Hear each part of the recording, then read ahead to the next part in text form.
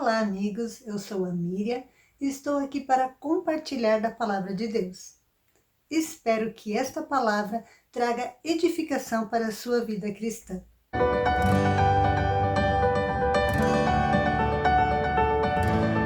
Segundo a tua palavra. O perdão que Jesus conquistou na cruz. Jesus morreu como o Cordeiro de Deus, em lugar de toda a humanidade. Então agora, será que os pecados de todo mundo estão perdoados? Não é tão simples assim. O grande problema do ser humano é o pecado. Você é um pecador? Sim, eu sou. Você é. Todos nós somos pecadores. Na carta de Paulo aos Romanos, no capítulo 3, o versículo 23, ele diz assim: todos pecaram e carecem da glória de Deus. O perdão de Deus, conquistado pela morte de Jesus na cruz, está disponível para todos, mas ele não é automático. Vimos no estudo anterior que o resultado do pecado é a morte. Mas veja o que Paulo diz aos Romanos no capítulo 6, versículo 23.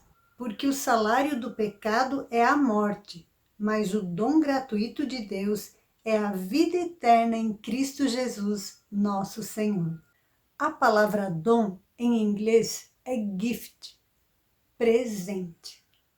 Ou seja, embora o pecado gere a morte, Deus nos dá um presente, a vida. Você precisa pagar os presentes que recebe? Claro que não. Mas você já recebeu um presente que você não se interessou muito? Tipo uma blusa que você não curtiu e ficou lá no guarda-roupa e você nunca a usou? O presente era para você, porém você não se beneficiou dele. É o que acontece com muita gente. O presente do perdão, que gera salvação, está lá disponível, porém não está sendo aproveitado. Não há interesse nele. E como é que de fato nos apropriamos desse presente? Primeiro, precisamos reconhecer que somos pecadores. Ah, mas tem tanta gente pior do que eu. Eu sou honesto, faço coisas boas. Eu e você precisamos reconhecer que somos falhos, injustos e que necessitamos de perdão. Como já lemos antes, todos pecaram e necessitam, carecem da glória de Deus. Eu e você também. Segundo, precisamos sentir arrependimento. Arrependimento não é remorso. Arrependimento é o sincero desejo de que alguma coisa que se fez não tivesse sido feita ou que pudesse ser desfeita. Arrependimento é o desejo de abandonar a prática do pecado. A palavra arrependimento em hebraico corresponde a dois termos: espírito quebrantado e mudança de direção. Atos 3,19 diz: arrependei-vos, pois, e convertei-vos, para serem cancelados os vossos pecados. O verdadeiro arrependimento nos leva a entender que somos incapazes de salvar-nos a nós mesmos.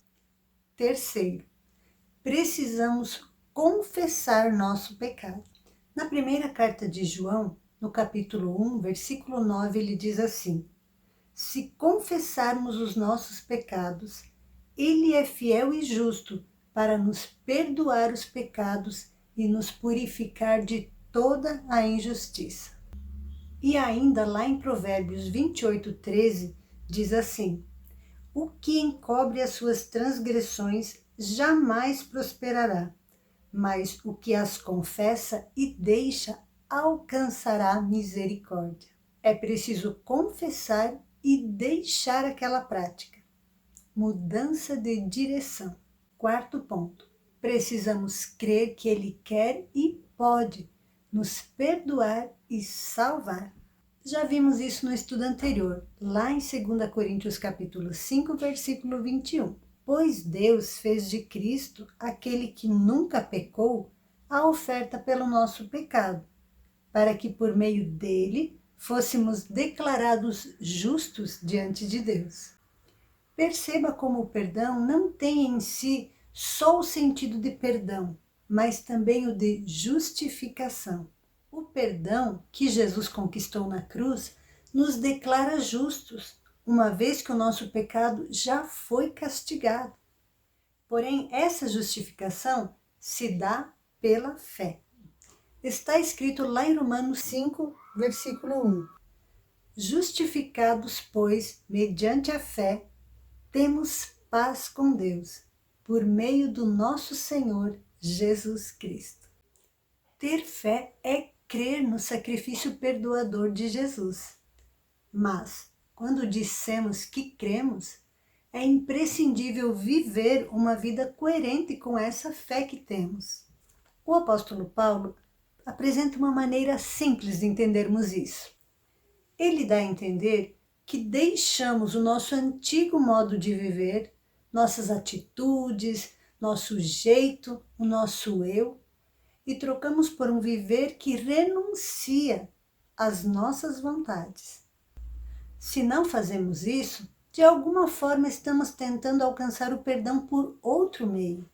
E então anulamos o sacrifício de Jesus, ou seja, fazemos com que ele se torne inútil para nós.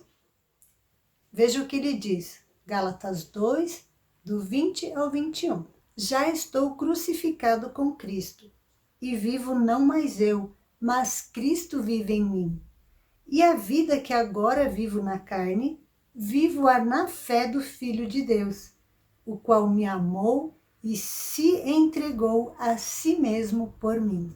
Não anulo a graça de Deus, porque se a justiça provém da lei, segue-se que Cristo morreu em vão. O sacrifício de Jesus, portanto, é válido para os que creem para uma nova vida, porém não alcança os que assim não creem. Meu desejo é que você não anule o sacrifício de Jesus. Pelo contrário, que você receba todos os benefícios do perdão e da graça alcançados por meio da fé. Fiquem com Deus. Tchau!